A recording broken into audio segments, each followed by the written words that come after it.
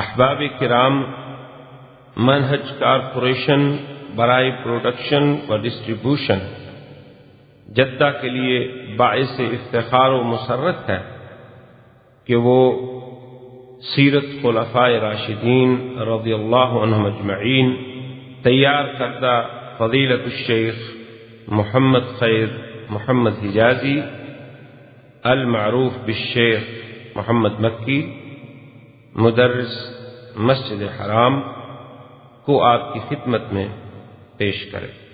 اب آپ اس مبارک سلسلے کا پہلا حلقہ سماعت فرمائیں۔ الحمدللہ وکفا والصلاة والسلام علی خاتم الانبیاء سیدنا محمد المصطفى وعلى آلہ المجتبى۔ برادران اسلام، واجب الاحترام بزرگوں، دوستوں، بھائیوں، عزیز نوجوانوں، جو آیات مبارکہ میں نے تلاوت کی ہیں اور جو احادیث رسول عربی صلی اللہ علیہ وسلم تلاوت کی ہیں، ان کا تعلق اصحاب رسول سے، خلفائے راشدین رضوان اللہ علیہم اجمعین سے پہلے عموم صحابہ کی عظمت اور صحابہ کی مکانت، صحابہ کی شان اور اصحاب رسول کی اہمیت کے بارے میں کچھ معروضات عرض کروں گا، تاکہ جب ہم سب سے پہلے ہم مقام صحابہ کو سمجھیں گے تو پھر خلفائے راشدین کی بات جو ہے وہ ہمارے ذہنوں میں بیٹھے۔ سب سے پہلی بات تو یہ ذہن میں رکھ لیں کہ صحابی کس کو کہتے ہیں۔ مطلقاً تو صاحب کا معنی صحابی، صاحب، اصحاب معنی ہوتا ہے دوست۔ یہ مادہ جو ہے ان تمام حروف کا ایک ہے، اولئک اصحاب الجنہ۔ اسی طرح آپ نے پڑھا الم تر کیف فعل ربک باصحاب الفیل۔ تو اصل میں اب یہ تو ایک لفظ تو باعتبار یعنی عموم کے معنی دوست، لیکن جو اس کی یعنی یوں سمجھے کہ اصطلاحی اور شرعی تعریف ہے وہ یہ ہے کہ اگر جو شخص، میں مختصراً اور یعنی انشاءاللہ وہ بات عرض کروں گا کہ جو ایک جامع ہے ورنہ اس میں بہت اقوال ہیں، ہمیں اقوال سے بحث نہیں ہے، وہ طالب العلموں کا کام ہے۔ اصل یوں سمجھ لیں کہ جس شخص کو ایمان کے ساتھ حضور صلی اللہ علیہ وسلم کی صحبت حاصل ہوئی، کیونکہ بعض علماء نے رؤیت کا لفظ فرما دیا تو پھر وہاں پھر اشکال آ جاتا ہے کہ جو صحابہ نابینے ہیں ان کو رؤیت تو نہیں ہوئی۔ اسی لیے میں نے عرض کیا تھا کہ اب ہم ان باریکیوں میں یا علمی نکات میں ہم نہیں جائیں گے، یہ علماء کا، طالب علموں کا، کتاب پڑھنے والوں کا کام ہوتا ہے، وہاں وہ مسائل زیر بحث لائے جاتے ہیں۔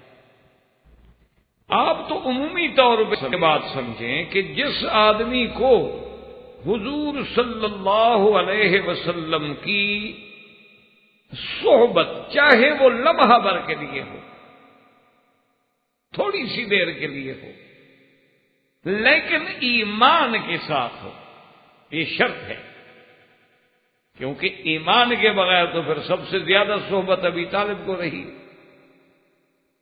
وہ تو حضور کے اتنے قریب ہیں کہ انہوں نے کفالت کی ہے حضور صلی اللہ علیہ وسلم کی۔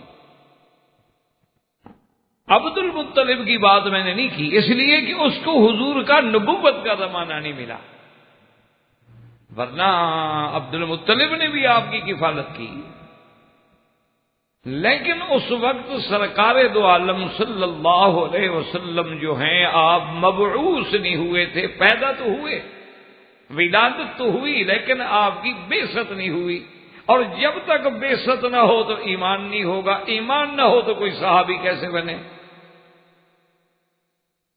ورنہ تو ابی طالب کی محبتوں کا یہ عالم تھا کہ وہ یعنی کوشش یہ کرتے تھے کہ رات کو بھی حضور صلی اللہ علیہ وسلم ان کے ساتھ بستر پہ لیٹیں. اور ابی طالب کہتے ہیں کہ میں نے کئی دفعہ اصرار کیا حضور صلی اللہ علیہ وسلم سے کہ حضور گرمی ہوتی ہے، چونکہ مکے کی سرزمین تو گرم ہے، تو آپ قمیص مبارک جو ہے اتار کے میرے ساتھ لیٹا کریں. تو حضور پاک نے یہ پسند نہیں فرمایا. اور ابی طالب کہتے ہیں کہ عجیب وہ ایک کیفیت ہوتی تھی کہ حضور صلی اللہ علیہ وسلم جب میرے بستر پہ لیٹتے تو میرا بستر جو ہے وہ ایسا محسوس ہوتا تھا کہ جیسے خوشبوؤں میں مہک رہا. تو بہرحال یعنی صحبت ہو ایمان کے ساتھ ہو، یاد رکھیں، چاہے وہ لمحہ بھر کے لیے ہو، اور پھر اسی ایمان پہ موت بھی آئے. کیونکہ خدا نہ خواستہ اگر کوئی ایمان لانے کے بعد مرتد ہو جائے، ایمان لانے کے بعد اسلام سے نکل جائے، تو وہ تو صحابی نہیں رہے گا. صحابی کی تعریف ہی یہ ہوگی کہ جس کو بحالت ایمان حضور صلی اللہ علیہ وسلم کی صحبت مبارک حاصل ہو، آپ کے پاس بیٹھنا نصیب ہو جائے، آپ کے ہاتھ پہ بیعت نصیب ہو جائے، اور پھر ایمان پہ خاتمہ ہو اللہ کی رحمت سے، وہ ہوگا صحابی. اور پھر صحابی کا مقام اللہ کے ہاں اتنا بلند ہو جاتا ہے، یعنی غیر صحابی سے، کہ اگر ساری دنیا کے اولیاء اللہ، رجال صالحین، اللہ کے مقربین، اللہ کے محبوبین، تمام دنیا کے اولیاء لیکن غیر صحابہ اکٹھے کیے جائیں تو ایک صحابی کے برابر بھی نہیں ہو سکتے. اسی لیے ایک حدیث مبارک میں ہے کہ میرے آقا نے ایک دن مدینہ منورہ کے ایک باغ میں حضور تشریف فرما تھے، تو حضرت عبداللہ ابن مسعود رضی اللہ تعالی عنہ نے کوشش فرمائی کہ ایک کھجور پہ چڑھ کے حضور کے لیے گوشہ کھجوروں کا لے آؤں. ایک محبت کہ میں خود توڑ کے لے آؤں. تو حضرت عبداللہ ابن مسعود رضی اللہ تعالی عنہ کی پنڈلیاں مبارک جو تھیں وہ بڑی خفیف تھی، پتلی پنڈلیوں والے آدمی تھے. تو ایک صحابی کی ہنسی نکل گئی قدرتی طور پہ کہ دیکھو کتنی باریک سی پنڈلیاں ہیں. تو حضور صلی اللہ علیہ وسلم نے فرمایا کہ کون ہے جو ہنسا ہے ابھی؟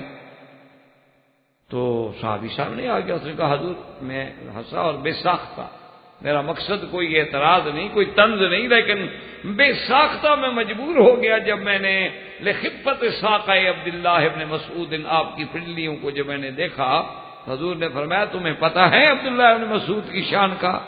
اگر اللہ تبارک و تعالی ترازو رکھ دیں عدل کا، اور ایک پلڑے میں ساری دنیا کو ڈال دیں اور ایک پلڑے میں میرے عبداللہ کی یہ پنڈلی، پتلی سی پنڈلی ڈال دیں، تو عبداللہ کی پنڈلی بھاری ہو جائے.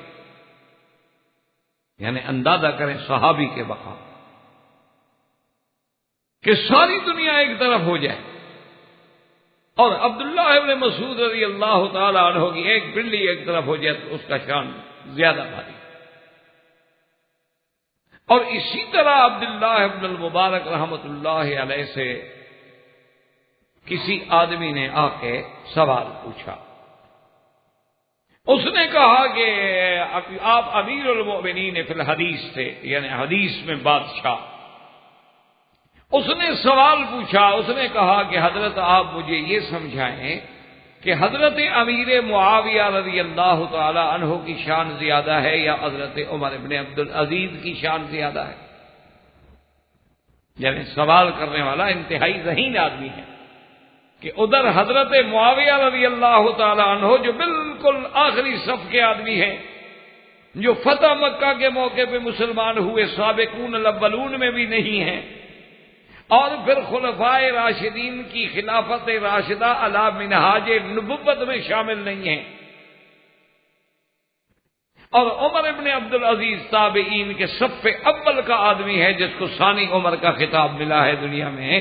اس نے سوال کیا تو آپ نے جواب دیا مسکراتے ہوئے، فرمایا عجیب آدمی ہو، آپ نے فرمایا عجیب آدمی ہو، کیا بات پوچھ رہے ہو کہ عمر ابن عبدالعزیز کی شان اور امیر معاویہ کی شان ملانا چاہتے ہو؟ اللہ کے بندے، حضرت امیر معاویہ نے جس گھوڑے پہ سوار ہو کے حضور کے ساتھ کسی غزوے میں شرکت فرمائی اور جہاد کیا ہے، اور گھوڑے کے پاؤں سے جو مٹی اڑ کے گھوڑے کی ناک میں میل بن گئی ہے، عمر ابن عبدالعزیز تو اس میل کے برابر بھی نہیں ہے، تم اس کو امیر معاویہ سے ملانا چاہتے ہو؟ امیر معاویہ تو بڑی بات ہے، یہ تو اس سواری کی میل کے برابر بھی نہیں جس سواری پہ حضرت امیر معاویہ نے سوار ہو کر جہاد کیا ہے، کیونکہ اس کو صحبت نصیب ہوئی ہے حضور صلی اللہ علیہ وسلم کی۔ عمر ابن عبدالعزیز کی شان لاکھ اونچی ہو جائے لیکن صحابی نہیں۔ اور اسی طرح محدثین کرام کے نزدیک یاد رکھیں کہ جب آپ حدیث پڑھتے ہیں انشاءاللہ اللہ نصیب فرمائے، تو جب آپ سند پڑھیں گے کہ ان فلان ان فلان ان فلان ان فلان ان فلان عن ابی ہریرہ رضی اللہ عنہ قال رسول اللہ صلی اللہ علیہ وسلم، تو اگر درمیان میں کوئی راوی آ جائے اور وہ راوی صحابی نہ ہو، یعنی غیر صحابی ہو، اور اس راوی کے بارے میں پتہ نہ لگے کہ کون ہے، یعنی بہت ساری روایات ایسی ہوتی ہیں جن کے بارے میں محدثین لکھ دیتے ہیں کہ بھئی ہمیں روایت تو پہنچی ہے ان رجل، ایک بندے کی طرف سے، لیکن لم یسم، ہمیں پتہ نہیں وہ بندہ کون ہے، تو اس کا معنی ہے کہ سند میں ایک راوی مجہول آ گیا، وہ مجہول الحال ہے تو سند ضعیف ہو، کبھی اس کا پتہ نہیں وہ کیسا بندہ ہے۔ لیکن اسی طرح اگر ایک سند میں باقی نام ٹھیک آ رہے، آگے نام آتا ہے بندے کا لیکن نام نہیں ہے، لیکن اتنا ہمیں پتا ہے کہ وہ صحابی ہے، یعنی وہ محدثین یہ لکھ دیتے ہیں کہ رجل ممن صاحب رسول اللہ صلی اللہ علیہ وسلم، یہ روایت ہمیں ایک ایسے آدمی سے ملی ہے جو حضور کا صحابی ہے لیکن ہمیں نام نہیں آتا، یعنی اب وہ بھی بے اعتبار ظاہر کے مجہول ہے، نام کا پتہ نہیں کون ہے، لم یسم، لیکن چونکہ وہ صحابی ہے تو سند میں کوئی نقصان نہیں ہوگا، اس لیے کہ الصحابۃ کلہم صدوق و عدول، صحابہ تمام کے تمام سچے ہیں اور عدل والے ہیں اور انصاف والے ہیں، لہذا ان کو اگر ہمیں جہالت بھی ہو سند میں تو نقصان نہیں پہنچاتی کیونکہ وہ صحابی۔ اور اسی طرح آپ اندازہ فرمائیں مقام صحابہ کا کہ اس سے بڑی بات کیا ہوگی اصحاب رسول کے لیے،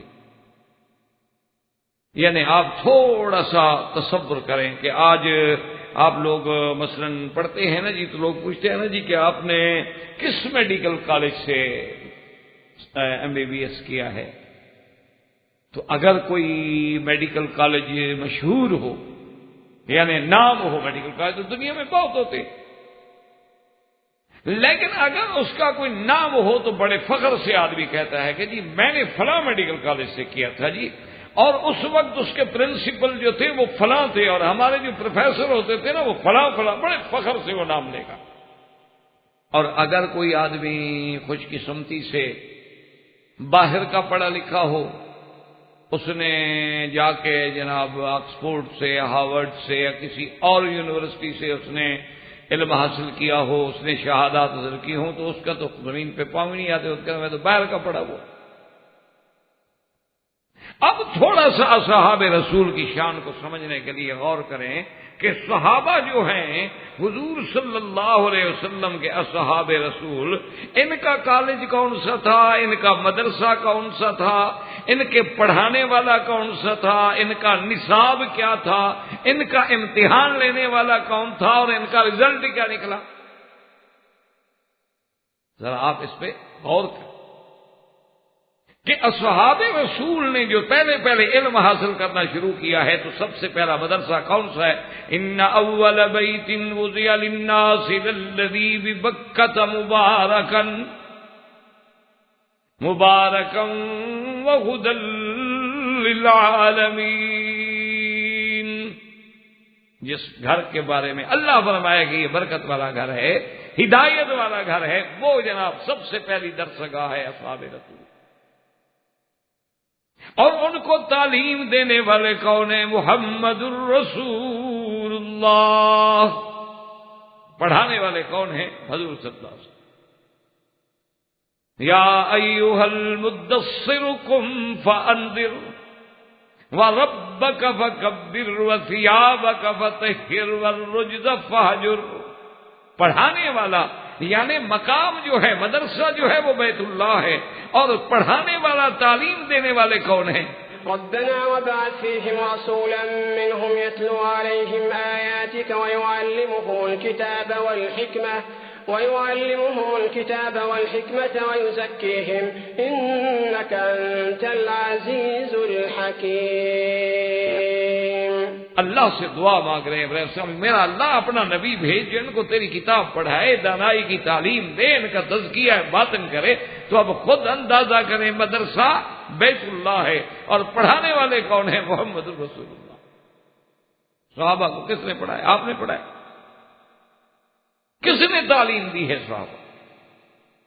کس نے اسلام سمجھایا؟ کس نے ایمان سمجھایا؟ کس نے قرآن کی تعلیم دی؟ کس نے قرآن پڑھایا ہے؟ کس نے تزکیہ باطن کیا ہے؟ کس نے نماز سکھائی ہے؟ کس نے وضو سکھایا ہے؟ کس نے غسل سکھایا ہے؟ اس ساری ٹریننگ سے عملی، قولی، فعلی، علمی، ان سب سے ان کو گزارنے والے کون ہیں؟ محمد الرسول اللہ صلی اللہ علیہ وسلم. تو اب جن کا مدرسہ جو ہے وہ بیت اللہ ہو، ایمان سے کہیں، اور پڑھانے والے کون ہوں؟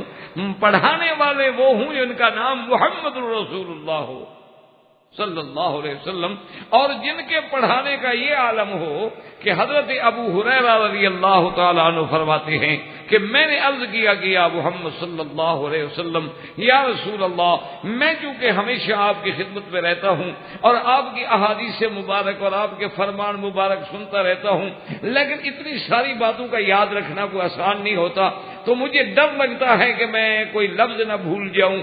تو حضور پاک نے فرمایا کوئی بات نہیں ہے، تم یہاں چادر بچھا دو. ایسا پڑھانے والا دیکھا ہے آپ نے؟ ماشاءاللہ آپ بھی بڑا مطالعہ کرتے ہیں، اب تو ساری دنیا آپ کے سامنے ہے، اب تو ماشاءاللہ یعنی انگلیوں میں دنیا ہے کہ انسان اگر بیٹھ جائے کسی ویب سائٹ پہ، انٹرنیٹ پہ، تو یعنی آپ کی انگلیوں میں پوری دنیا اب ناچ رہی ہے. پہلے تو محاورے ہوتے تھے نا کہ انگلیوں پہ نچایا جاتا ہے، اب تو سامنے ہے.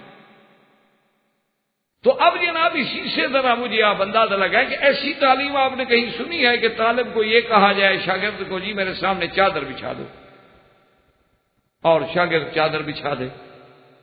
اور حضرت ابو ہریرہ فرماتے ہیں کہ حضور نے ایسے کچھ پڑھا اور کچھ ایسے ڈالا، اور اس کے بعد فرمایا چادر کو لپیٹ کے سینے سے لگا لو، بس یوں کر لو. چادر کو اٹھا کے میں نے لپیٹ کے سینے سے لگا لیا. اس کے بعد کہتے ہیں کہ جو میں نے حضور سے سنا پھر کبھی نہیں بھولا، بس ختم ہو گئی بات. اللہ نے اتنا سینے میں وسعت دے دی، اللہ نے اپنی رحمت سے حضور صلی اللہ علیہ وسلم کی اس دعا سے اتنی برکت دے دی کہ پھر جو بھی میں سنتا رہا مجھے نہیں بھولا. پڑھانے والا جب ایسا اللہ کا نبی ہو. حضرت ابن عباس فرماتے ہیں کہ میرے سینے پہ حضور نے ہاتھ رکھ کے دعا کر لی کہ اللہم علمہ التاویل، میرا اللہ میرے صحابی کو اپنے قرآن پاک کی تفسیر کا علم عطا فرما. بڑے بڑے صحابہ کو جو مسئلہ سمجھ رہا ہے وہ عبداللہ ابن عباس کو سمجھ آ رہا.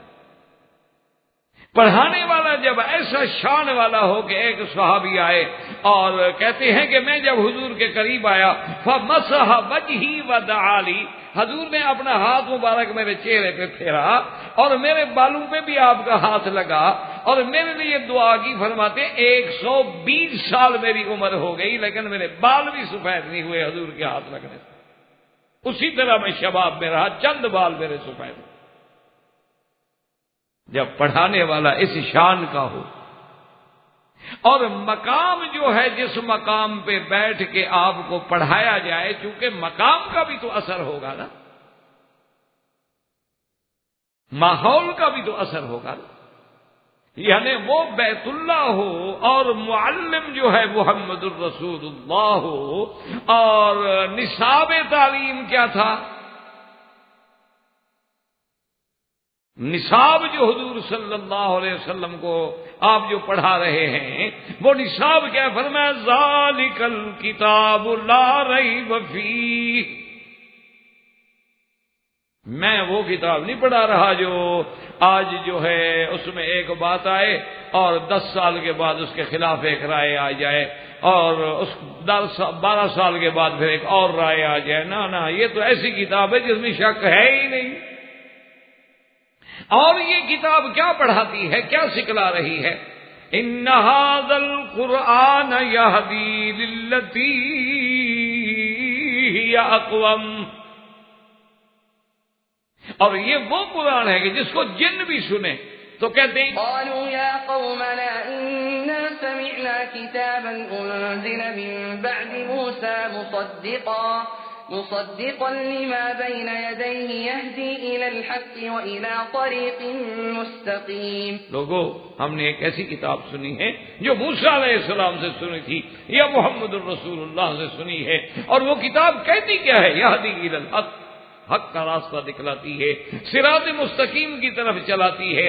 اور دوسری جگہ کہتے ہیں قل اوحی الی انه استمع نفر من الجن فقالوا انا سمعنا قرآنا عجبا. ہم نے تو ایک عجیب بات ایسا کلا.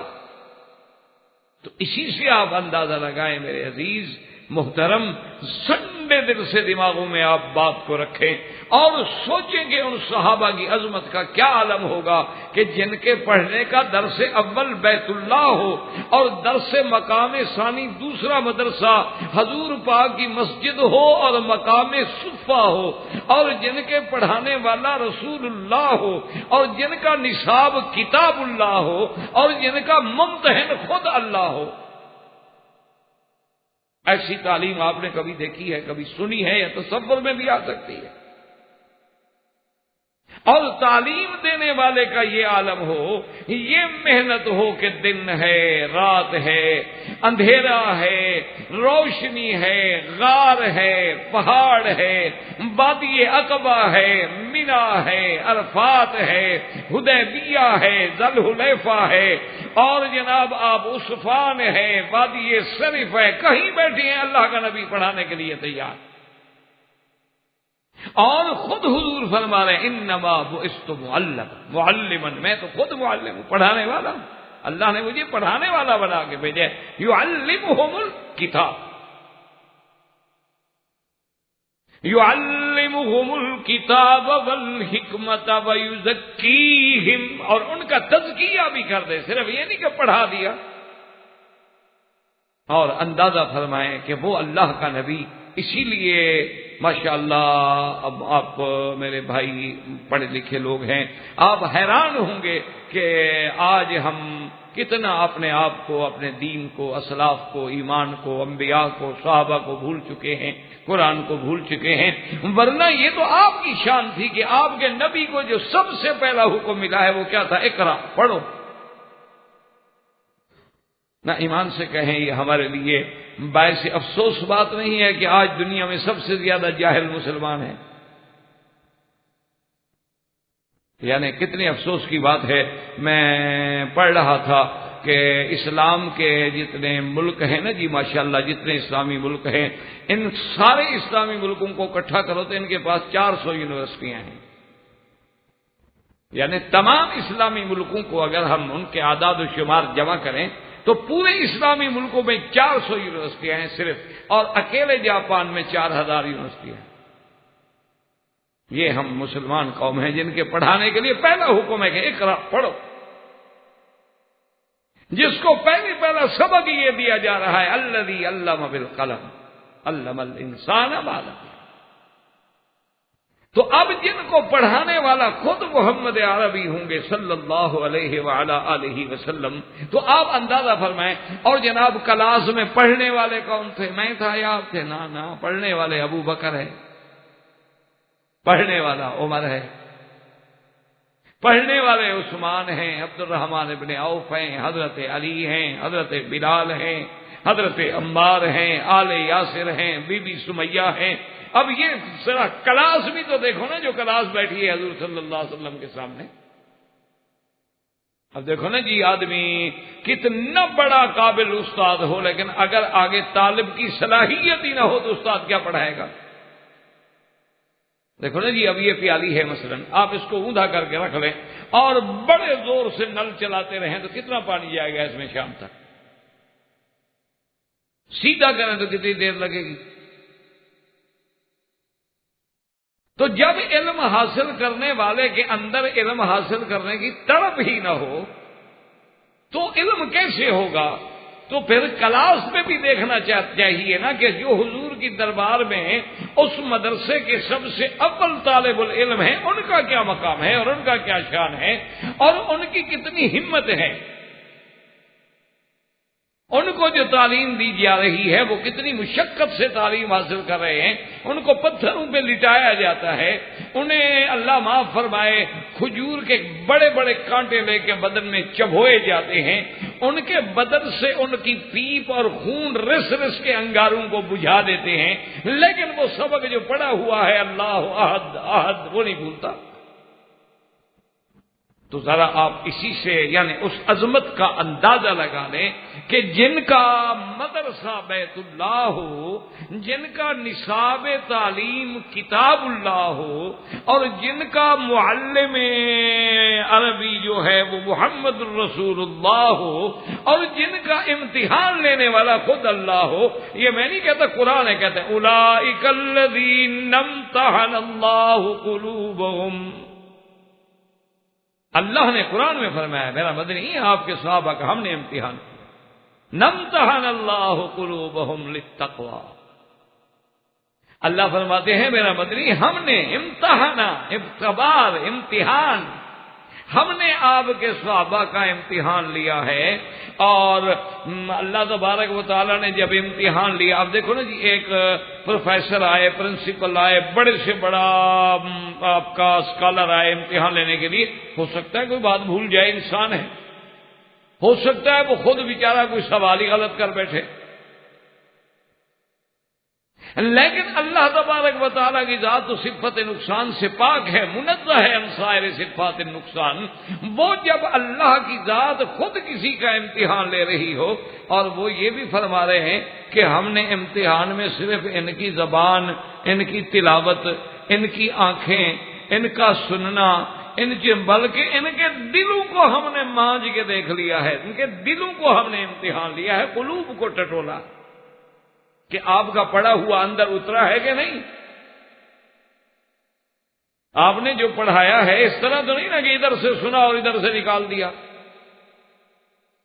کہ مجلس میں بیٹھے ہیں تو سن رہے ہیں، اٹھے تو فی امان اللہ بھول گئے کہ ہم نے کیا سنا تھا۔ اللہ فرماتے ہیں کہ نمتحن اللہ قلوبہم للتقوی، ہم نے ان کے دلوں کو مانج کے دیکھ لیا ہے۔ اور اسی طرح دوسری جگہ اللہ تبارک و تعالیٰ فرماتے ہیں کہ میرا محبوب تیرے یہ بندے جو ہیں، تیرے صحابہ، تیرے ساتھی، تیرے پروانے، ان کے امتحان کے بعد میرا فیصلہ بھی سن لو، اولئک ھم المؤمنون حقا، یہ پکے، یہ ہے ایمان والے۔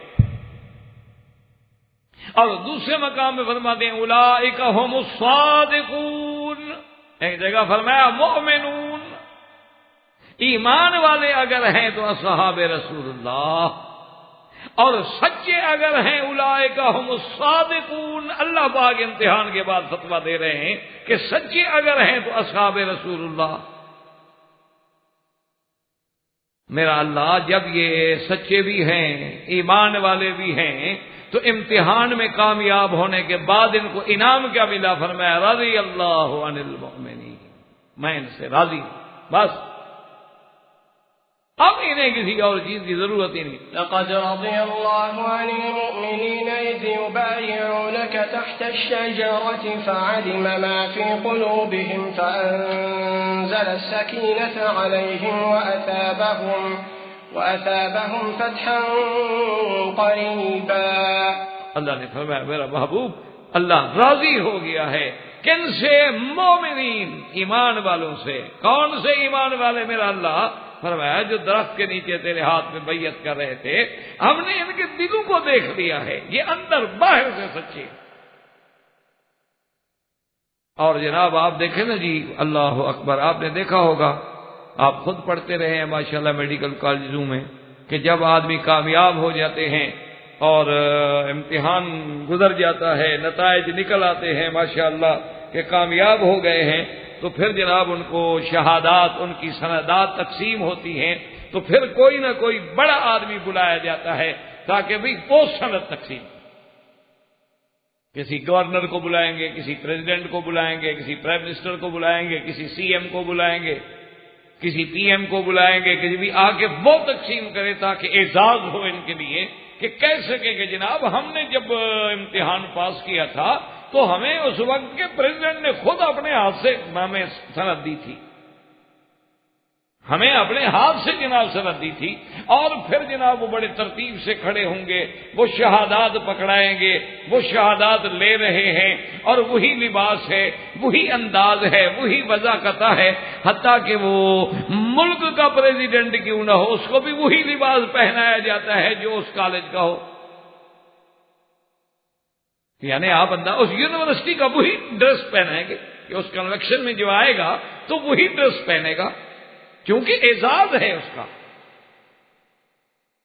تو اب یہ ہے کہ بھئی جب اتنا بڑا آدمی ہاتھ ملا لے تو ہمارے لیے اعزاز ہے۔ ذرا حضور کے طالبوں کی شان دیکھیں کہ وہاں کس کا ہاتھ ہے۔ اللہ نے فرمایا میرا محبوب جب تیری بیعت کر رہے تھے ید اللہ فوق ایدیہم، ایک تو تیرا ہاتھ تھا، ایک تیرے صحابی کا ہاتھ تھا، اوپر میرا ہاتھ تھا، اور جن کو انعام اور سرٹیفکیٹ دیتے ہوئے خدا نے ہاتھ رکھا ہوا ہو اپنا، ان کی عظمتوں کو آپ سمجھیں گے کبھی کہ رضا کا سرٹیفکیٹ دے رہے ہیں؟ لقد رضی اللہ عن المؤمنین وانزل السکینہ کا فرمان جاری فرما رہے ہیں کہ ہم نے ان پر اپنی رحمت نازل فرما دی، اور اس کے بعد اتنا بڑا اعزاز بخش رہے ہیں کہ ید اللہ فوق ایدیہم۔ اللہ نے فرمایا میرا مدنی ان الذین یبایعونک، جو تیری بیعت کر رہے تھے گویا یہ اللہ کی بیعت کر رہے تھے۔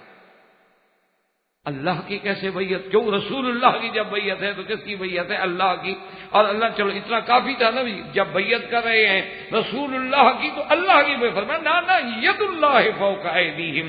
صرف یہ بات ایسے نہیں بلکہ ہمارا محبوب جب تیرا ہاتھ تھا تو ایک صحابی کا ہاتھ تھا، ایک تیرا ہاتھ تھا، سب سے اوپر تو پھر خدا کا ہاتھ۔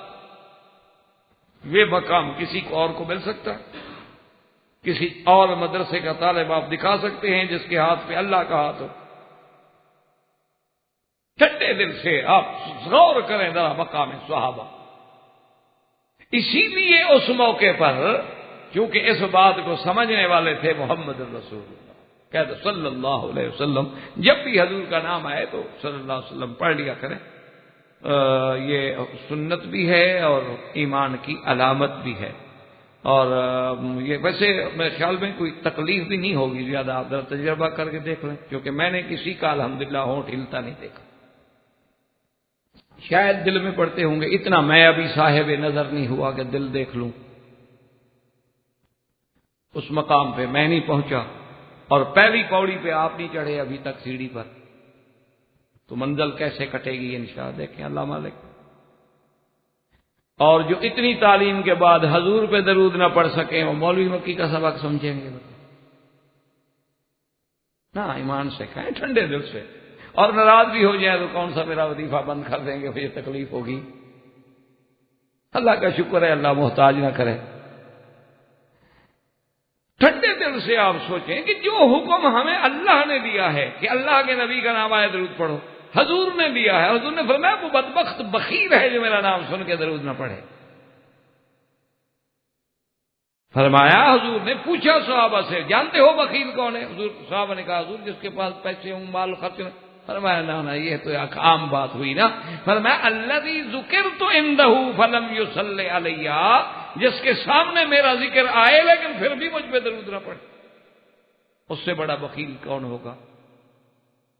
تو بہرحال اللہ تبارک و تعالیٰ آپ کو بھی مجھے بھی حضور صلی اللہ علیہ وسلم کی محبت اور حضور صلی اللہ علیہ وسلم کی اتباع، آپ کی اطاعت، آپ سے تعلق اور آپ کی شفاعت اور آپ کی ملت اور آپ کے دین پہ موت عطا فرمائے۔ تو بہرحال جب بھی آئے تو لازمی بات ہے یہ ہمارے اس میں نجات ہے، ہمارے لیے فائدہ ہے۔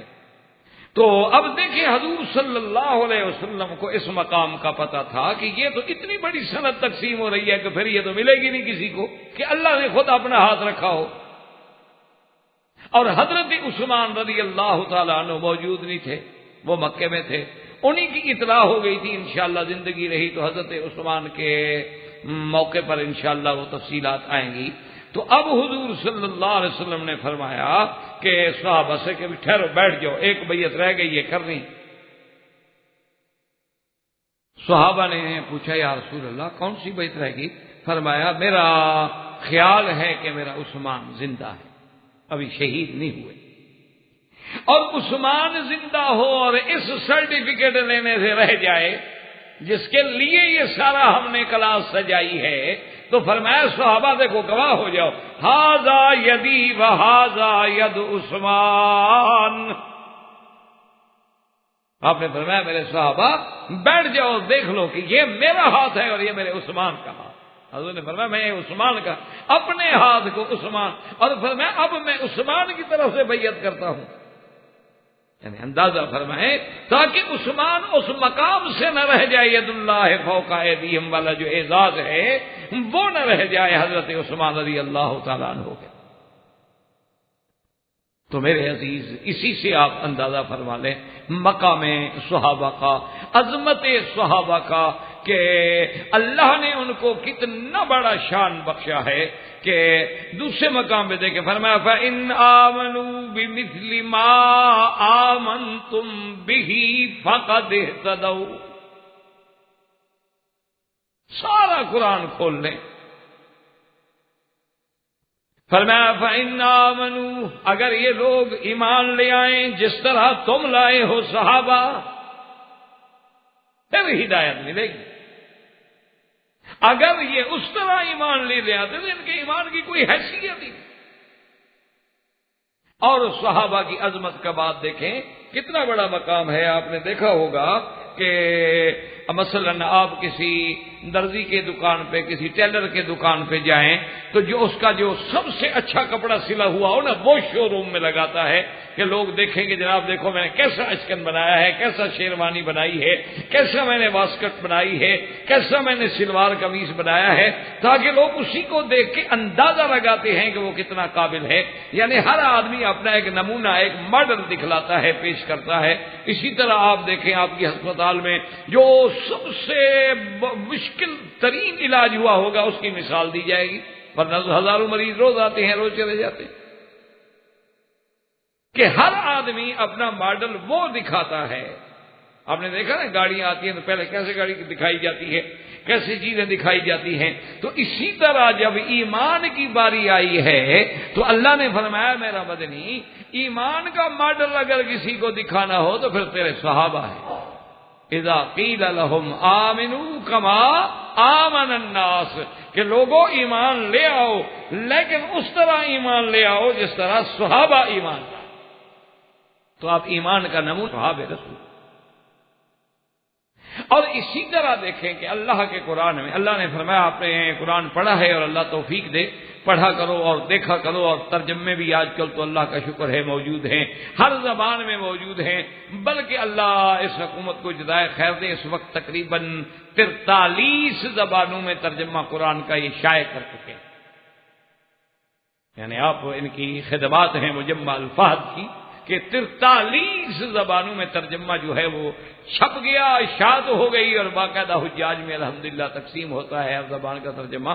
تو دیکھا کریں کہ اللہ نے فرمایا کہ میری اطاعت کرو اور میرے رسول کی اطاعت کرو۔ آپ نے پڑھا ہے نا کئی موقع اطیعوا اللہ واطیعوا الرسول، یا ایھا الذین آمنوا اطیعوا اللہ واطیعوا الرسول۔ اسی طرح کئی جگہ ہوگا اطیعوا اللہ واطیعوا الرسول۔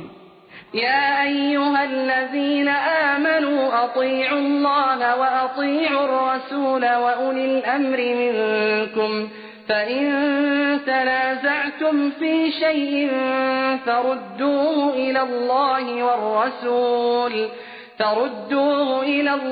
والرسول إن كنتم تؤمنون بالله واليوم الآخر ذلك خير وأحسن تأويلا۔ یعنی آپ سارے قرآن میں دیکھ لیں کہ میری اطاعت اور میرے رسول کی اطاعت، میری اطاعت اور میرے رسول کی اطاعت۔ لیکن اب آگے ذرا دیکھیں، تھوڑا غور کریں گے انشاءاللہ تو ترجمہ سمجھ جائے گا۔ اب اللہ نے میرے مدنی کی اور شان اونچی کر دی۔ پہلے تو کیا تھا؟ میری اطاعت کرو اور میرے رسول کی اطاعت کرو۔ ذرا سمجھیں اسی میں، کیونکہ ایک ہی لفظ میں تو سارا مسئلہ ہوتا ہے، ایک ہی لفظ میں تو سارا مسئلہ ہوتا ہے۔ مثلا ایاک نعبد و ایاک نستعین، کیا مانا؟ تیری ہی عبادت کرتے ہیں، تیری ایاک کا مقدم ہو گیا، حصر ہو گیا، تیری ہی عبادت کرتے ہیں، تجھ ہی سے مدد مانگتے ہیں، یعنی کہ تیری بھی عبادت کرتے ہیں۔ اگر ہی کے ساتھ بھی کر دو تو قصہ ختم ہو گیا، پھر تو مشرک ہو گیا آدمی۔ تو ایک لفظ میں ساری بات جو ہے بگڑ جائے گی۔ تیری ہی عبادت، خالص تیری، بس عبادت کا مستحق تو ہے، مدد تجھ ہی سے مانگتے ہیں۔ یہ نہیں تھا کہ نعبد و ایاک، تیری بھی عبادت کرتے ہیں اور کبھی کبھی کسی اور کی بھی کر لیتے۔ جیسے آپ کو بیوی کہے کہ تیری بھی ہوں یا تیری ہی ہوں، اب تمہاری مرضی، جس پہ آپ خوش ہوں۔ اور اگر وہ نہ ہی ہو نہ شی ہو تو پھر اللہ کی مرضی، کیونکہ آج کل پتہ تو لگتا نہیں، ہمیں تو نہیں لگتا آپ کی آنکھیں تیز ہوں گی، نظر تیز ہوگی، خاص دوائیں خود استعمال کرتے ہوں گے، ہمیں تو نہیں پتہ لگتا لڑکی بیٹھی ہے لڑکا بیٹھا ہے۔ کبھی ہم لڑکے کو لڑکی سمجھ بیٹھتے ہیں، بے وقوفی اپنی مولوی لوگ ہیں نا، پاگل لوگ ہیں ہم، اور کبھی لڑکی کو لڑکا سمجھ بیٹھتے ہیں، چونکہ شکل ان نے ایسی بنائی ہوئی ہے، کرے کیا؟ جاگر وہ پہنتی ہیں، جاگر وہ پہنتا ہے، جین وہ پہنتی ہیں، جین وہ پہنتا ہے، بال وہ کٹاتے ہیں، بال وہ کٹاتے ہیں، داڑھی اس کی نہیں، داڑھی اس کی نہیں، مولوی غریب جائے کہاں؟ جی نظر کمزور ہے یا حالت خراب؟ تو بہرحال میرے کہنے کا مقصد یہ تھا کہ اب سمجھیں ایک لفظ کو، اللہ نے کیا حکم دیا تھا؟ میری بھی اطاعت کرو اور میرے رسول کی بھی۔ اب ذرا دیکھیں شان کتنا بڑھ گئی، فرمایا من یطع الرسول فقد اطاع اللہ، جس نے میرے رسول کی اطاعت کی اس نے گویا بس میری اطاعت کر لی، خلاص۔ اب یہ نہیں فرمایا کہ میری بھی کرو اس کی بھی کرو، اب اسی مقام پہ اللہ رسول کو لے آئے، جو مقام میرے اللہ کی اطاعت کا تھا اس مقام پہ اللہ نے اپنے نبی کو فائز کر دیا کہ بس من یطع الرسول فقد اطاع اللہ، جس نے بھی میرے رسول کی فرما برداری کر لی، اطاعت کر لی، اس نے میری کر لی۔ کیوں؟ میرا رسول میرے بغیر تو بولتا نہیں، ما ينطق عن الهوى ان هو الا وحی یوحی، میرے حکم کے بغیر اپنی مرضی سے تو کچھ کہتے نہیں، تو جب وہ اپنی مرضی سے کہتے نہیں، میرے کہنے سے کہنے ہیں، تو پھر جو وہ کہہ رہے ہیں تو گویا میرے حکم کی تعبیر ہو رہی ہے۔ اب اس مقام پہ آ گئے حضور صلی اللہ علیہ وسلم۔ اب ذرا آگے چلیں کہ یہ مقام تھا نبی کا، یہ مقام جو ہے دیکھو نا، ہم کلمہ جو پڑھتے ہیں لا الہ الا اللہ محمد الرسول اللہ، تو یہ مقام تو نبی کا ہے کہ اللہ کی اطاعت اور اللہ کے رسول کی اطاعت، یہ مقام تھا نبی کا۔ اب دیکھیں اللہ نے کتنا مقام دیا صحابہ کو، فرمایا فَمَن يُشَاقِقِ الرَّسُولَ مِن بَعْدِ مَا تَبَيَّنَ لَهُ الْهُدَى وَيَتَّبِعْ غَيْرَ سَبِيلِ الْمُؤْمِنِينَ نُوَلِّهِ مَا تَوَلَّىٰ وَنُصْلِهِ جَهَنَّمَ وَسَاءَتْ مَصِيرًا۔ اللہ نے فرمایا فَمَن يُشَاقِقِ الرَّسُولَ مِن بَعْدِ مَا تَبَيَّنَ لَهُ الْهُدَى، جو بندہ ہدایت آنے کے بعد، قرآن آنے کے بعد، وضاحت آنے کے بعد میرے رسول سے الگ ہو جائے، یشاقق مانا آپ اس شق میں ہیں اور تم اس شق میں کھڑے ہو، علیحدہ ہو جائے، وَيَتَّبِعْ اور پیروی کرے اس رستے کی جو صحابہ کا نہ ہو۔ اب جب رسول سے دوسرے رستے پہ ہو گیا پھر صحابہ کی کیا ضرورت تھی؟ بات کو سمجھیں بھئی، جس نے حضور کی مخالفت کی بات ختم ہو گئی۔ بھئی جب حضور کے رستے پہ نہیں ہے، یشاقق کا معنی ہوتا ہے دو شقوں میں، آپ ادھر ہو گئے وہ ادھر ہو گیا تو علیحدہ ہو گئے۔ وَمَن يُشَاقِقِ الرَّسُولَ مِن بَعْدِ مَا تَبَيَّنَ لَهُ الْهُدَى وَيَتَّبِعْ غَيْرَ سَبِيلِ الْمُؤْمِنِينَ، یہ نہیں فرمایا غیر سبیلہ، یا غیر سبیل النبی، فرمایا غیر سبیل المؤمنین، اور اس نے پیروی کی اس رستے کی جو میرے مدنی کے ایمان والوں کا، صحابہ کا رستہ نہیں ہے۔ اللہ نے فرمایا اس کو کہو دفع ہو جاؤ جدھر جاتے ہو، نولہ ما تولی ونصلہ جہنم وساءت مصیرا۔ اب یہ مقام جو تھا اللہ نے جو نبی کو دیا تھا، پھر اللہ نے اسی مقام پہ صحابہ کو کھڑا کہ اگر تم ان کے رستے پہ نہیں چلو گے تو پھر جہنم۔ اسی طرح آپ دیکھ لیں حدیث مبارک میں، اللہ اکبر، میرے مدنی پاک صلی اللہ علیہ وسلم کا فرمان ہے، آپ نے ارشاد فرمایا، آپ نے فرمایا ستفترق امتی علی 73 فرقۃ کلہم فی النار۔ حضور نے فرمایا کہ پہلی امتیں جو تھیں وہ 72 فرقوں میں بٹ گئی، اور میری امت جو ہے وہ 73 فرقوں میں بٹ جائے گی، اور فرمایا کلہم فی النار، سب کے سب جہنمی ہوں گے، الا ما انا علیہ واصحابی۔ حضور نے فرمایا کہ وہ 73 فرقے جو ہیں ان میں سے 72 کے 72 فرقے جہنمی ہوں گے، صرف ایک فرقہ جنتی ہوگا۔ وہ کون سا ہوگا؟ فرمایا الا ما انا علیہ، اتنا کافی تھا نا، حضور فرما دیتے جو میرے رستے پہ ہے، بس حضور کے بعد کسی کی کیا بات، اتنی کافی تھی، حضور فرما دیتے الا ما انا علیہ، جس طریقے پہ میں ہوں، فرمایا نا ما انا علیہ واصحابی، صرف نجات وہ پائے گا جو اس طریقے پہ ہو جس پہ میں ہوں اور میرے صحابہ ہیں رضوان اللہ علیہم اجمعین۔ اب اسی طرح آپ آگے دیکھیں اللہ تبارک و تعالیٰ کی شان کہ قرآن پاک میں صرف غور کریں، اور اللہ آپ کو جب توفیق دے اپنے گھر میں بیٹھ کے پڑھنے کی، دیکھیں کہ جہاں جہاں ذکر آیا کہیں فرماتے ہیں اولئک ھم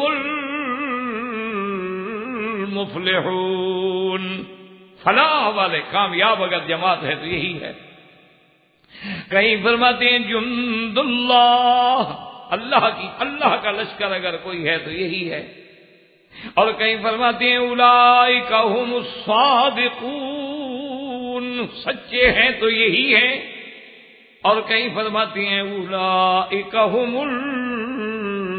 المؤمنون حقا، اور اگر سچے پکے اندر باہر سے ایمان والے ہیں تو یہی ہیں، اور کہیں اللہ تبارک و تعالیٰ ان کے شان میں خود فرماتے ہیں والسابقون الاولون من المہاجرین والانصار والذین اتبعوهم بإحسان رضی اللہ عنہم ورضوا عنہ۔ اب صحابہ کا مقام دیکھیں، اللہ فرماتی ہیں کہ صحابہ میں سے وہ لوگ جو سبقت کرنے والے، جو سب سے پہلے ایمان لانے والے ہیں، مہاجرین میں سے یا انصار مدینہ میں سے، والذین اتبعوہم یا ان کی پیروی کرنے والے۔ اب ذرا اسی آیت کو سمجھیں اور مقام صحابہ کا آپ کو اللہ تبارک و تعالیٰ آپ کو بھی اور مجھے بھی سمجھ عطا فرمائے۔ امام شافعی رحمت اللہ علیہ نے کتنی بڑی بات، امام شافعی رحمت اللہ علیہ فرماتے ہیں کہ اس آیت میں اللہ نے 3 قسمیں بیان کی ہیں، اور ان 3 کے علاوہ کوئی چوتھی قسم ہے ہی نہیں۔ فرماتے ہیں قرآن میں غور کرو، اللہ پاک نے قرآن میں صرف 3 قسمیں بیان فرمائی ہیں، ان 3 قسموں کے علاوہ چوتھی قسم ہے نہیں، اور اللہ صرف ان 3 قسموں پہ راضی ہے، چوتھی قسم ہے کوئی نہیں، کیونکہ اس کے بعد ہے نا کہ رضی اللہ عنہم ورضوا عنہ۔ تو جب آپ اس آیت کو پڑھیں گے نا انشاءاللہ، غور کریں گے، تھوڑا تدبر کریں گے نا، قرآن پھر مزہ حلاوت تب آتی ہے قرآن کی جب قرآن سمجھ آئے۔ جب قرآن جو ہے آپ کو اللہ کی رحمت سے سمجھ آنا شروع ہو نا جی، پھر قرآن ایسے معلوم ہوگا آپ کو کہ آپ کے دماغ سے آپ کے دل میں اتر رہا۔ اسی لیے تو اللہ کہتے ہیں نا کہ ان کو کیا ہو گیا، فلا یتدبرون القرآن، کیوں نہیں قرآن میں غور کرتے؟ ام علی قلوب اقفالها کیا ان کے دلوں پہ تالے لگ گئے؟ تو اب ذرا غور کریں امام شافعی رحمۃ اللہ علیہ کی سمجھ پر بھی، ان کی ماشاءاللہ ذہانت و ذکا پر بھی، اور قرآن کی محبت پر بھی۔ انہوں نے فرمایا اللہ نے 3 قسمیں بیان کی ہیں، کون سی؟ والسابقون الاولون من المہاجرین والانصار۔ سبقت کرنے والے کون؟ ایک مہاجر اور دوسرے انصار۔ مہاجر مکے سے جانے والے ہو گئے، انصار مدینے والے ہو گئے۔ تیسری قسم کے والذین اتبعوہم بإحسان، اور جو ان دونوں کی پیروی کرنے والے ہیں، یعنی مہاجرین کی یا انصار کی، اور وہ پیروی بھی اوپر سے نہیں، بإحسان، اخلاص کے ساتھ۔ ان پہ اللہ راضی ہے، رضی اللہ عنہم ورضوا عنہ، ان پہ اللہ راضی، اللہ سے وہ راضی ہو گئے۔ اب وہ فرماتی ہے کہ اگر بندہ مہاجرین میں بھی نہیں ہے، انصار میں بھی نہیں ہے، یا ان دونوں کا متبع اور غلام بھی نہیں ہے، تو اللہ کی رضا سے محروم۔ کیوں؟ اللہ نے بند کر دیا ہے کہ یا مہاجر و انصار ہو، یا ان دونوں کا اتباع کرنے والا ہو، غلام ہو۔ تو جو ان کی اتباع کرنے والا نہیں ہوگا وہ تو رضی اللہ عنہ میں شامل بھی نہیں ہوگا۔ اسی لیے حضرت امام شافعی نے ایک فقہی مسئلہ بھی لکھا ہے کہ اگر ایک بندہ مر جائے اور وہ وصیت کرے کہ میرا مال جو ہے اتنا بچ گیا ہے، یہ خالص پکے سچے مسلمانوں کو دے دیا جائے، تو کن کو دیں گے؟ یعنی اگر صحابہ کا زمانہ ہے، وصیت ہو گئی، انہوں نے فرمایا یا تو مہاجرین کو دیا جائے گا، یا انصار کو دیا جائے گا، یا ان کے ماننے والوں کو۔ اگر کوئی ان کے ماننے والا نہیں ہے تو اس کا اسلام سے کیا تعلق؟ اور وصیت ہے اس کی مسلمان کے لیے، اور اللہ نے تو وہاں پابند کر دیا ہے کہ یا مہاجر یا انصار یا ان کی اتباع کرنے والے۔ اور اس کے بعد اسی طرح آپ دیکھیں کہ اللہ تبارک و تعالی نے فرمایا کہ میرے مدنی کے جو صحابہ ہیں، اللہ اکبر، یعنی ان کا پورا نقشہ جو ہے نا جی، معلوم ایسے ہوتا ہے نا کہ جیسے نقشہ ہو۔ اللہ نے بالکل قرآن پاک میں نقشہ ہے، وہ نقشہ یہ ہے، اللہ نے فرمایا کہ میرا مدنی صلی اللہ علیہ وسلم تیرے ساتھ جو تیرے صحابہ ہیں، والذین معہ، محمد الرسول اللہ، والذین معہ اشداء علی الکفار رحماء بینہم تراہم رکعا سجدا یبتغون فضلا من اللہ ورضوانا۔ میرا محبوب جو تیرے ساتھی ہیں، کافروں کے مقابلے پہ بڑے شدید ہیں، آپس میں بڑے مہربان ہیں، اور ان کو جب دیکھو یا رکوع میں ہوں گے یا سجدے میں ہوں گے، ہر وقت عبادت میں مشغول ہیں۔ اور میرا اللہ یہ ساری عبادت محنت جو کر رہے ہیں کیا چاہتے ہیں؟ فرمایا یبتغون فضلا من اللہ ورضوانا، اللہ کا فضل اور رضا کے طالب ہیں اور کچھ نہیں چاہتے۔ تو اسی سے آپ اندازہ فرما لیں۔ اور کہیں فرماتے ہیں وَلَقَدْ نَصَرَكُمُ اللَّهُ بِبَدْرٍ وَأَنْتُمْ أَذِلَّةٌ۔ تو اب آپ جناب اندازہ فرمائیں کہ جن کا مدرسہ بیت اللہ ہو، اور جن کے پڑھانے والے محمد الرسول اللہ ہوں، اور جن کا نصاب کتاب اللہ ہو، اور جس کی کلاس میں مہاجرین ہوں، انصار ہوں، کبھی اصحاب بدر ہوں، کبھی اصحاب حدیبیہ ہوں، کبھی اصحاب احد ہوں، کبھی اصحاب حنین ہوں، کبھی اصحاب صفہ ہوں، اور امتحان لینے والا خدا ہو، اور خدا نے بھی کامیاب کر کے اپنی رضا کا پروانہ جاری کر دیا ہو، تو ان کی شان کیا ہوگی؟ اسی لیے علماء نے لکھا ہے کہ غور کر لیں کہ کعبۃ اللہ بھی قیامت تک، کتاب اللہ بھی قیامت تک، اور میرے مدنی کی رسالت محمد الرسول اللہ بھی قیامت تک۔ اسی لیے اصحاب رسول اللہ کی عظمت بھی قیامت تک، ورنہ تو ساری چیزوں کی عظمت ختم کرے۔ اللہ تبارک و تعالی آپ کو بھی اور مجھے بھی اصحاب رسول کی محبت اور عظمت اور ان کے مقام سمجھنے کی توفیق عطا فرمائے۔ وآخر دعوانا ان الحمدللہ رب العالمین وما علینا الا البلاغ۔ برادران اسلام، واجب الاحترام بزرگوں، دوستوں، بھائیوں، عزیز نوجوانوں، الحمدللہ کہ درس سابق سے ہم نے اصحاب رسول صلی اللہ علیہ وسلم کے بارے میں ابتدا کی ہے، اور میں نے عرض کیا تھا کہ اللہ تبارک و تعالی نے تمام انبیاء علیہم الصلاۃ والسلام میں سے سب سے افضل جو ہیں وہ ہمارے آقا حبیب کبریا سیدنا محمد الرسول اللہ صلی اللہ علیہ وسلم۔ تمام انبیاء اور رسول میں سے آپ امام الانبیاء، امام المتقین، سید الاولین والآخرین، شفیع المذنبین سیدنا محمد رحمت للعالمین صلی اللہ علیہ وسلم۔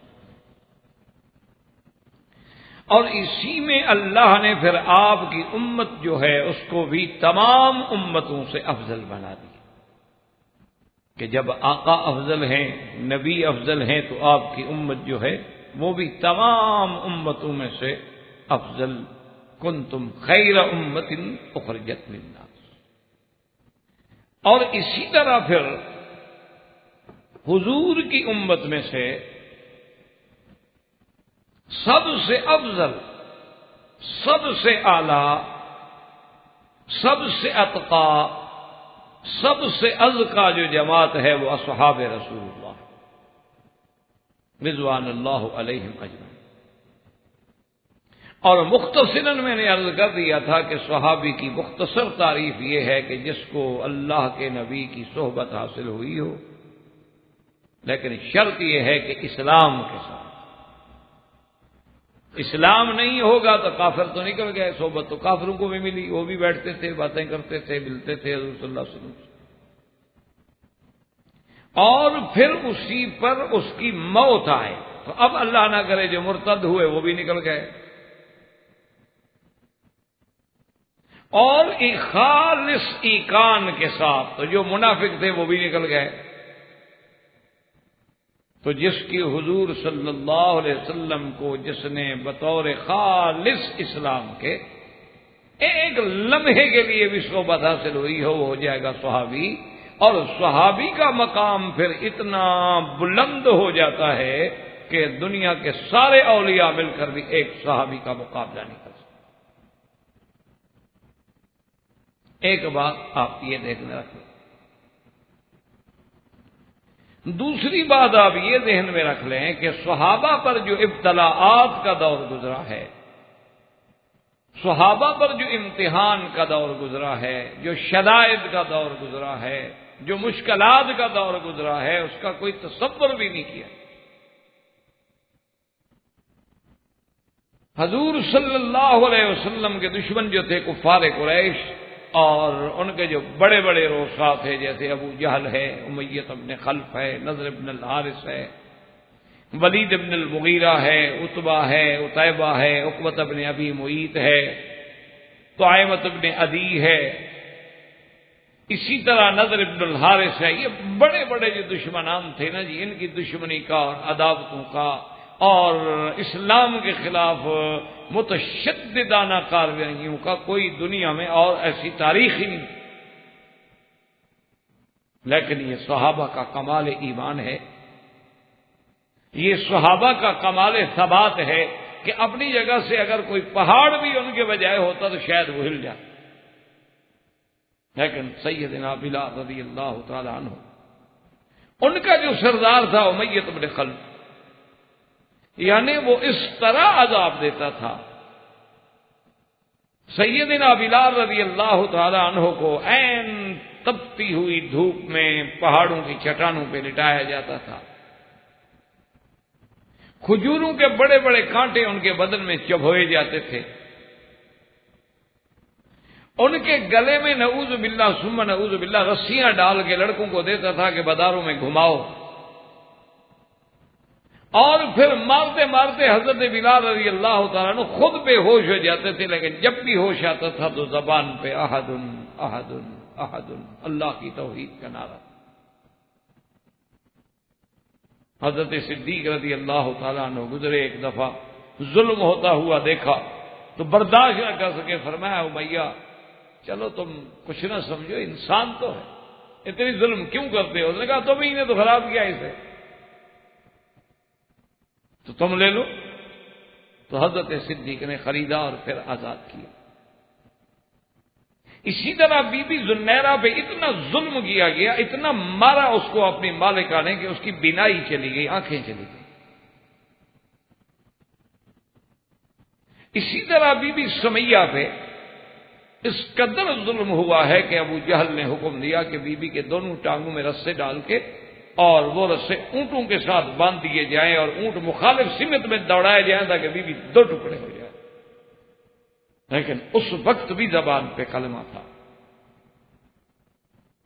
اسی طرح حضرت عمار، اسی طرح یاسر، اسی طرح ان کے والد، اسی طرح ان کے والدہ، ان کو اتنے عذاب دیے جاتے تھے کہ جس کا آپ تصور نہیں کر سکتے کہ یعنی ایک تو وہ تپتی ہوئی ریت میں پڑے ہیں، پھر لوہے کو گرم کر کے ان کی جانوں کو داغا جاتا۔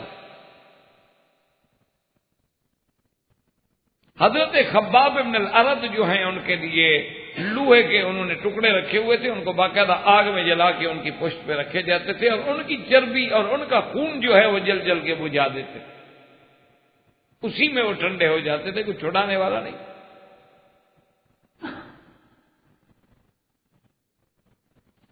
تو ان ابتلاءات و امتحانات کے بعد ایسے تو نہیں کہ اللہ نے قرآن میں، اسی لیے سابقہ درس میں بھی میں نے عرض کیا تھا اور اللہ آپ کو بھی توفیق دے قرآن پڑھنے کی، آپ دیکھیں گے حیران ہوں گے کہ کوئی ایسا مدح و ثنا کا لفظ نہیں ہے جو اللہ نے قرآن میں صحابہ کے حق میں نہیں کہا۔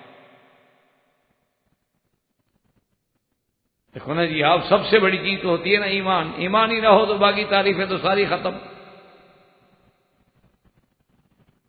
سب سے بڑی چیز ہے ایمان، اور ہجرت اور جہاد اور کسی کو سہارا دینا۔ اللہ نے یہ ساری صفتیں حضور کے صحابہ کے لیے جمع کی کہ والذین آمنوا وهاجروا وجاهدوا في سبيل الله والذین آووا ونصروا أولئك هم المؤمنون حقا لهم مغفرة ورزق کریم۔ وہ لوگ جو ایمان لے آئے، جنہوں نے ہجرت کی، جنہوں نے اللہ کے راستے میں جہاد کیا، والذین آووا ونصروا، اور جنہوں نے پناہ دی، لوگوں کی مدد کی کہ جب مہاجرین مدینے میں آئے تو سینے سے لگا لیا۔ فرمایا اولئک هم المؤمنون حقا۔ اب دیکھیں کہ پہلے بھی فرما دیا تھا آمن، اور یہاں بھی فرمایا کہ اولئک،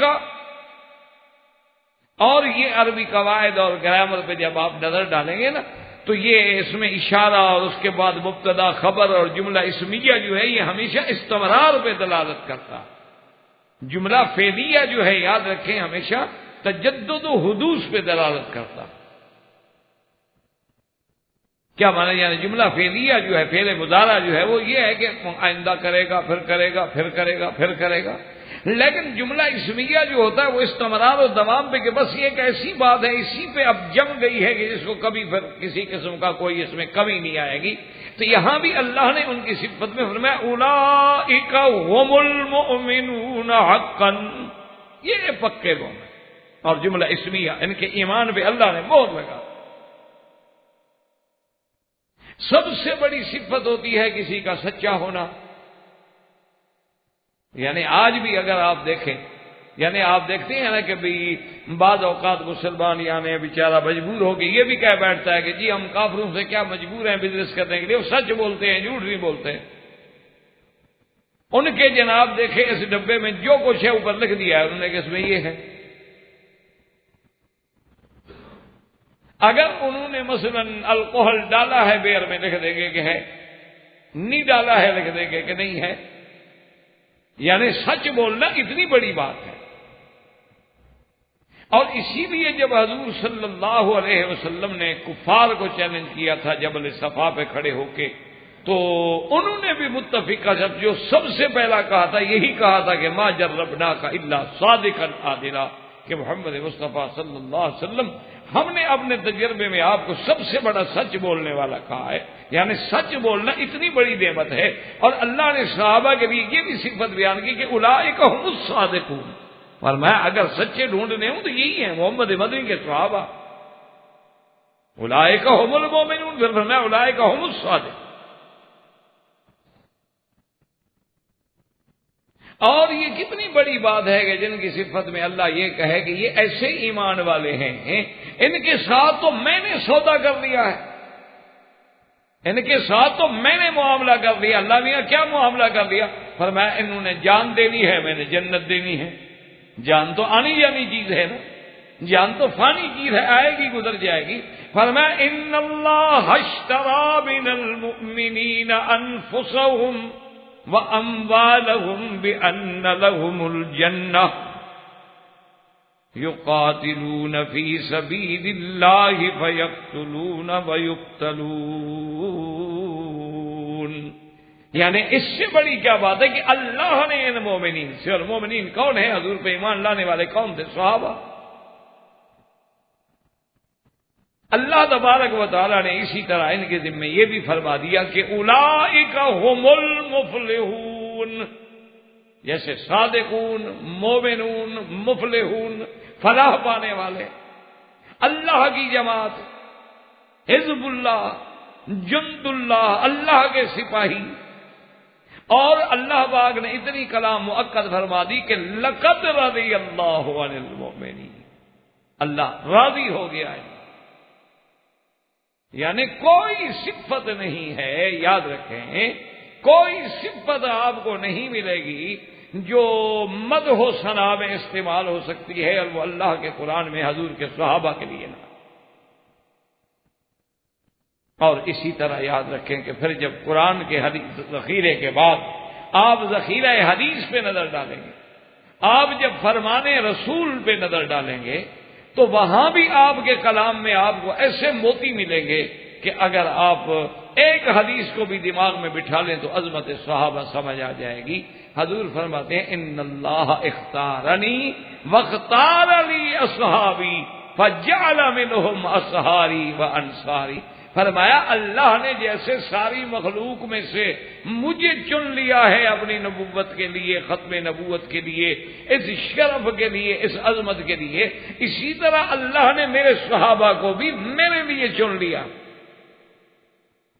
یعنی صحابہ جو بنے ان کو بھی تو اللہ نے چنا ہے نا، اللہ نے توفیق دی کہ میرے صحابی بنے۔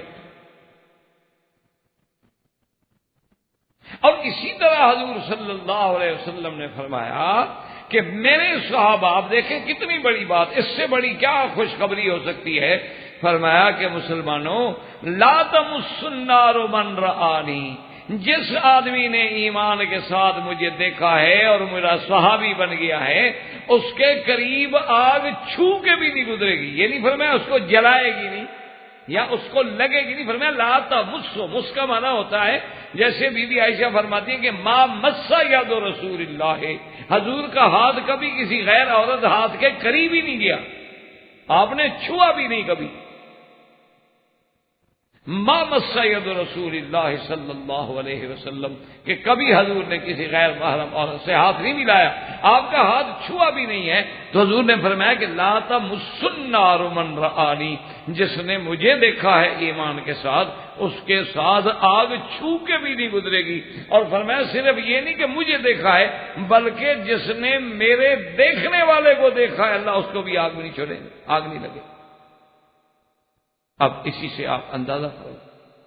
اور اسی طرح حضور کی دوسری حدیث مبارک فرمایا طوبی لمن رآنی، آپ نے فرمایا کون لوگوں کے لیے جن نے مجھے دیکھا ہے، وَمَن رَآ مَن رَآنی، اور خوشخبری ہو ان لوگوں کے لیے جنہوں نے میرے صحابہ کو دیکھا ہے۔ یعنی اندازہ کریں جیسے حضور کا دیکھنا باعث خوشخبری ہے، اسی طرح اصحاب رسول کا دیکھنا بھی باعث خوشخبری۔ اور وہ خوشخبری کوئی عام بندے نہیں دے رہے، حضور خود دے رہے ہیں کہ تو بال من رآنی ومن رآ من رآ. اور اسی طرح حضور صلی اللہ علیہ وسلم نے فرمایا کہ صحابہ کی محبت میری محبت ہے، صحابہ کا بغض میرا بغض ہے.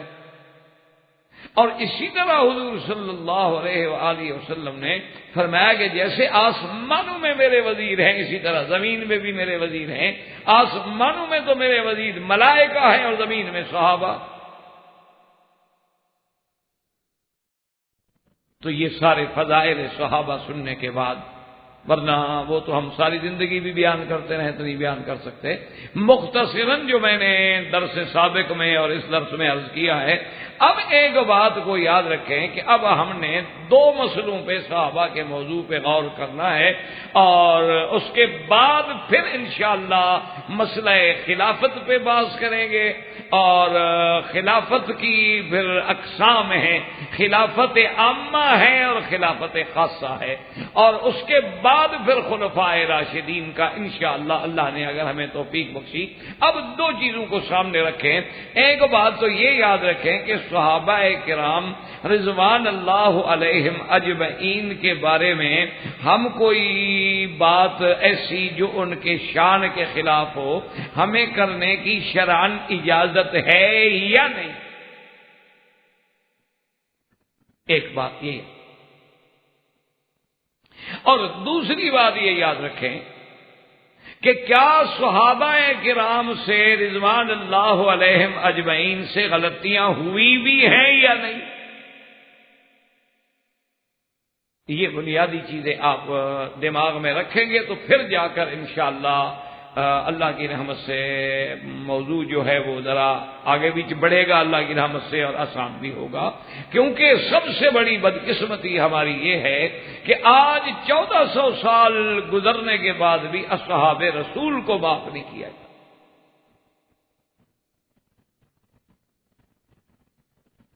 اور ایک بات یاد رکھیں کہ بھی ایک تو چلو ٹھیک ہے بیچارے مخالف ہیں، مخالف سے تو خیر کی کیا امید ہوتی ہے جب ہے ہی مخالف.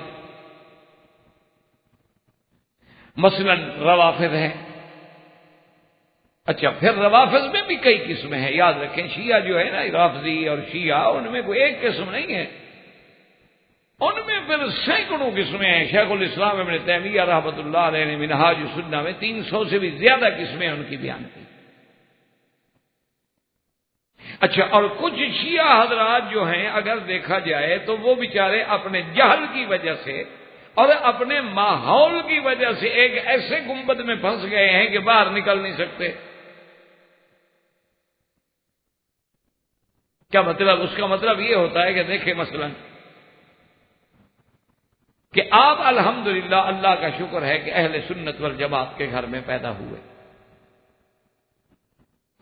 یا مثال کے طور پر ہمارے جو بچے، ایک مثال سمجھانے کے لیے، جو ہمارے بچے سعودی عرب میں، مکے میں، مدینے میں، ریاض میں، جدے میں کسی جگہ ایسے پیدا ہو گئے، مکہ مدینہ سبحان اللہ ایک شرف کی بات ہے، ورنہ اس ملک میں جو ہمارے بچے پیدا ہوئے، یا چلو پیدا تو باہر ہوئے تھے لیکن چھوٹے تھے یہاں آئے اور انہی مدرسوں میں پڑھے ہیں، ان میں اور کوئی اچھائی آئے نہ آئے ان کا عقیدہ ٹھیک ہو جائے گا.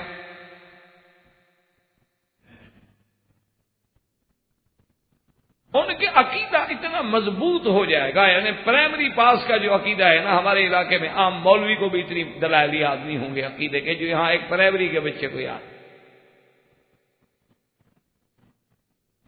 یہ الحمدللہ اللہ اس حکومت کو، حکومت رشیدہ کو جزائے خیر دے. جو بات ہے انسان کو اس کے لیے کھلے دل سے شاباش دینی چاہیے اور مبارکباد دینی چاہیے کہ ایک چھوٹا سا بچہ، یعنی بالکل جس کو آپ پہلی کلاس میں جا کے داخل کرتے ہیں نا جی، اس کو پہلی کلاس سے وہ قرآن کا لفظ بھی اور توحید کا مسئلہ بھی اور تھوڑا تھوڑا اس کے دماغ میں وہ ڈالنا شروع کرتے ہیں.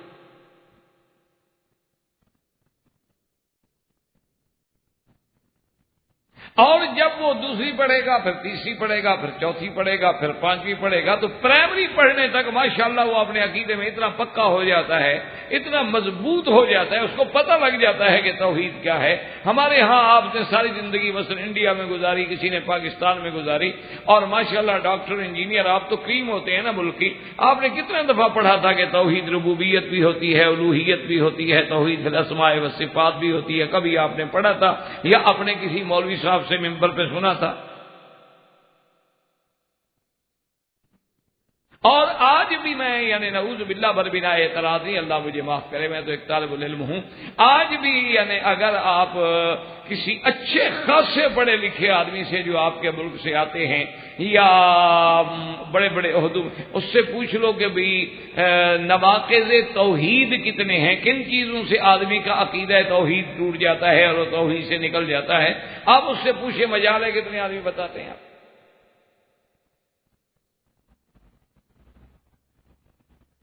کیونکہ اصل وجہ یہ ہوتی ہے کہ اس ماحول میں جب اس کو پہلی جماعت سے الحمدللہ عقیدہ توحید پڑھایا جا رہا ہے، وہی کتابیں وہ پڑھ رہا ہے، وہی تفسیر وہ دیکھے گا بڑا ہو کر، اسی حدیث کی کتابیں اس کو ملیں گی، انہی علماء کی شروحات لکھی ہوئی ان کو ملیں گی، تو اب اس کا ایک ذہن، ایمان، عقیدہ ڈیولپ ہوتا چلا جائے گا۔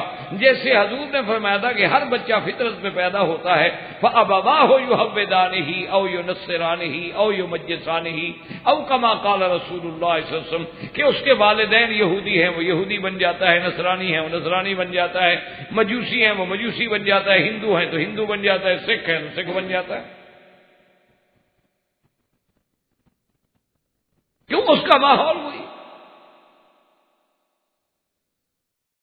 اس کے دماغ میں بات وہی بٹھائی گئی۔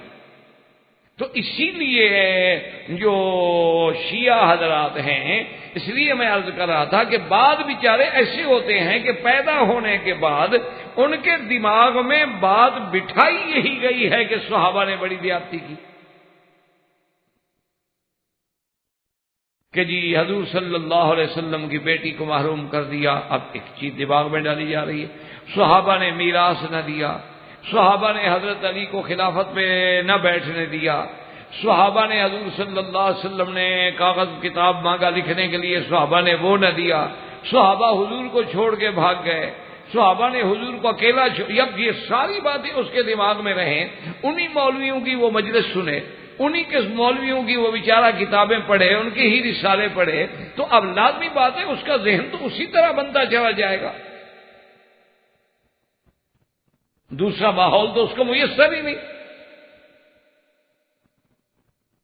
جیسے کہ وہ ایک پرانی بات ہے کہ حضرت تھانوی رحمۃ اللہ علیہ سے کسی نے جا کے کہا کہ احمد رضا خان جو بریلوی حضرات کا بڑا تھا، اعلی حضرت کہلاتا تھا، کہ اس نے آپ کو حضرت بڑی گالیاں دیتا ہے اور وہ آپ کو کافر کہتا ہے اور آپ کو وہابی کہتا ہے اور آپ کو پتہ نہیں کیا کیا الزام دیتا ہے، تو یہ تو بڑی بات ہے، آپ بھی تو جواب دیں۔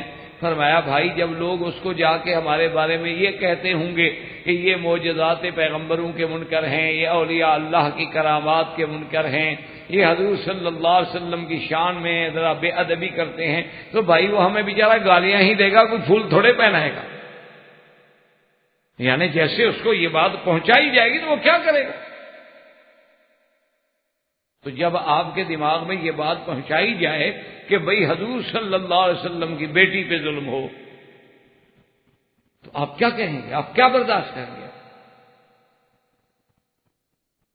لیکن افسوس ہمیں یہ ہے کہ مخالف تو خیر مخالف تھے، لیکن منز بیگانگاہ ہرگز نہ نالم، ہمیں دشمنوں کا اتنا غم نہیں ہوتا جتنا دوستوں کا ہوتا ہے، کہ بعض ہمارے دوست یعنی اہل سنت کہلانے والے لوگ جو تھے، انہوں نے بھی صحابہ کو کسی نہ کسی انداز میں ایسی بات کی کہ صحابہ کو طنز اور طعن کا شکار ہونا پڑا۔ اب مثال کے طور پہ دیکھیں کہ بعض لوگ 20 رکعت پڑھتے ہیں، تراویح بعد 8 پڑھتے ہیں، ہم نے کبھی جھگڑا نہیں کیا ابھی جو 8 پڑھتا ہے غلط ہے، اللہ معاف کرے، کبھی جھگڑا نہیں کیا، کبھی اختلاف نہیں کیا۔ زیادہ سے زیادہ آپ یوں سمجھ لیں کہ ہمارے علماء نے یا احناف نے یا علماء دیوبند نے یا اور بزرگوں نے یہ زور دیا ہوگا کہ بھی 20 پڑھنی چاہیے۔ احباب کرام، اس کے بعد اب آپ اس مبارک سلسلے کی CD نمبر 2 سماعت فرمائیں۔